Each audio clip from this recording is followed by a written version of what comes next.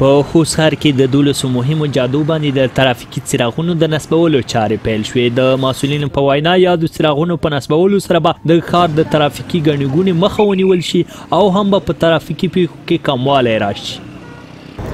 نن ورځ د موږ د خوست ولایت د ترافیکو په 12 چارایو کې عملاً د چارې پیل شوې.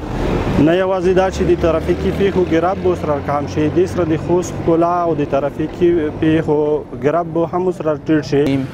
نن ورځ د خوست ولایت د امنیه قماندانۍ مربوط د ترافیکو مدیریت په چوکاټ کې د خوست په مهمو وټونو 12 وټونې د ترافیکي څراغونه نصب کیږي. انشاءالله نن به رسما.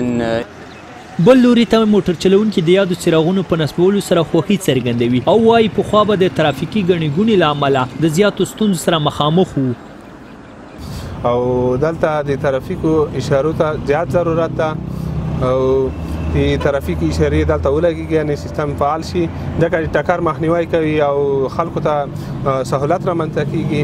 دا به ډېره ښه شي دلته دا فعالیت ترسره شي.